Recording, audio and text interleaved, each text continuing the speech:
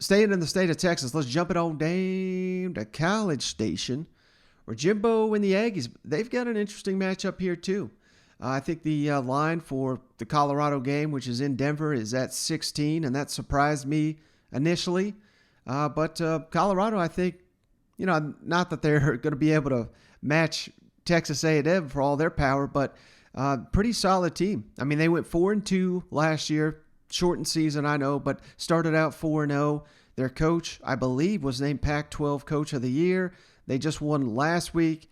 Yeah, it was against Northern Colorado, but hell, almost everybody plays a cupcake week one. So, I'm not downgrading them for that, but they took care of business 35-7 against Northern Colorado. So this is probably a Colorado team that's coming in with a ton of confidence. Now, certainly that's not going to help once them Aggies hit the field and punch them in the mouth here, but this is maybe a little bit of a trap game here for the Aggies, where you're playing. This is your first time Haynes King starting on the road. And it is the road. I know it's technically a neutral field. I'm sure there'll be a lot of Aggies. I hope there are a lot of Aggies that travel to this game. Denver's one of my favorite cities.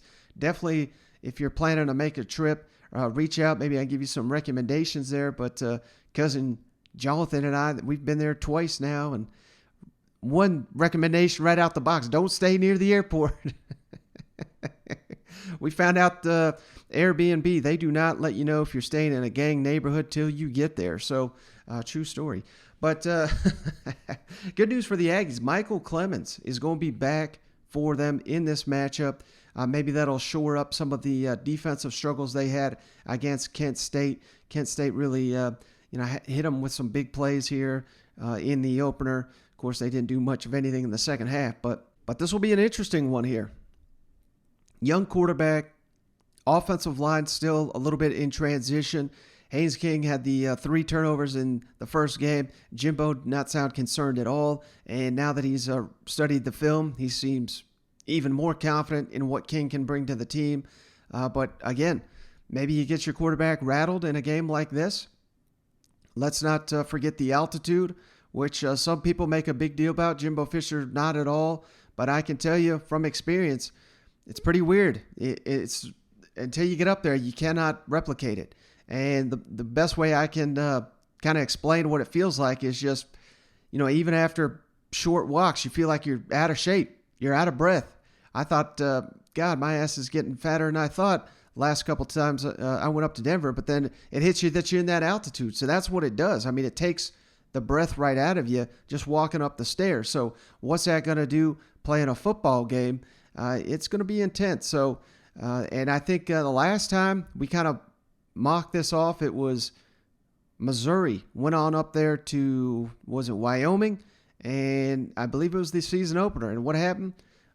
It was Wyoming kicked the shit out of Missouri. And this was, if I'm not mistaken, this altitude is no joke. Trust me. So I think it's a little bit bigger deal than what Jimbo's making it out to be. But again, you're going to have the advantage of damn near every position. So I'm not saying it's going to cost the Aggies a game, but a little bit of a trap game here. So got to get King, eliminate those turnovers, get adjusted to this altitude. And I think those are the only two things that could trip up the Aggies. And the fact that they're going on the road makes this game a little bit interesting in my mind. So let's kick it over to Jimbo, who talks about King and the eval after studying the Kent State tape. And here's another great stat. We talked about A-Chain and Spiller and Smith and all the plays they made in the opener. Here's what I was not aware of till today.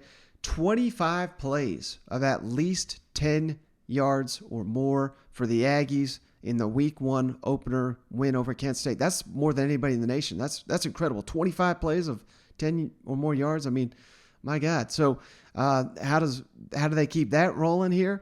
And on facing this Colorado team in this altitude, that's something also Jimbo hit on. What did you see from Haynes in terms of his composure? Outstanding. And just overall, not one bit. The moment was not too big at all. Was totally in the game. Something went wrong, he can walk off and tell you what went wrong, why it went wrong. We're communicating excellent all night, seeing things. And if we say, with this side here, I thought that coverage, maybe, Coach, I see what you're saying now. I could have come back here. Was excellent in communication. And I thought, you always wondered, was a moment too big, and it wasn't. And it really got to test him under duress. Had a couple, you get turnovers. Does that put him in a shell? Nope. went right back, saw him things being just as aggressive, doing the things he had to do, and was proud in that regard. Coach, you guys had 25 plays of at least 10 yards on Saturday. That was the most in the country. And Jalen said he thinks you guys can be even more explosive. So with all these weapons, I mean, how explosive can this offense be? Well, I mean, if we stay disciplined, and that's what we got to work on. I mean, all those good things, but then you have the self-inflicted wounds and little things of wide interception was made, guys not spacing, guys getting hands on balls that shouldn't be there, trying to make I mean, little things. And again, those come from, I want to get the ball, I want to get open. Well, how is that in correlation to the next route coming behind you?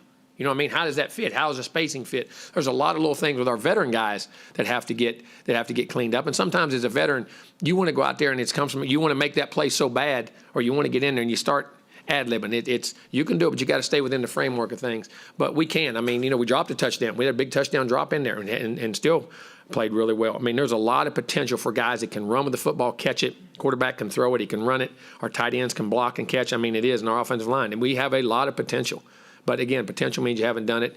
And what I'm looking for is the consistency and the physicality that we do it with, so we can keep receiving. And the other thing in that game, we actually messed up a short yardage. And that was all it came from was a missed block. We didn't, again, come down all the way on a guy where we could have hit that seam. And something that little, you have a 6-7 play drive, because in the first half, the thing about us was we didn't have the field position. We were always backed up.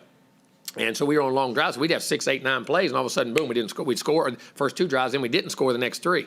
And it's frustrating by still moving the ball. That's why you got to finish drives, and you got to focus, and our attention to details got to be a lot better. But there is a lot of potential there. There's no doubt. Jimbo, you're going to Denver and playing in altitude, which is something this team isn't really used to. What are you doing to prepare for that altitude? And is there anything? Well, that you're test stressing? guys and know. I've done it before. I've done it multiple times and never had an issue. You line up and play. Been to Colorado, which is 200 feet higher. Been to Provo, which is 800 feet lower. With Florida kids all over the South, and it's always been fine. And you adjust, and people do have things. We'll have oxygen on the sidelines. Guys need to get a little air, but it's always been. I mean, Dave's played up in 10 Mile High when you were in L.A. I mean, it's not. I mean, some guys. I mean, there could be you have a condition or something that can really affect you, but most of the time, that's not a big factor.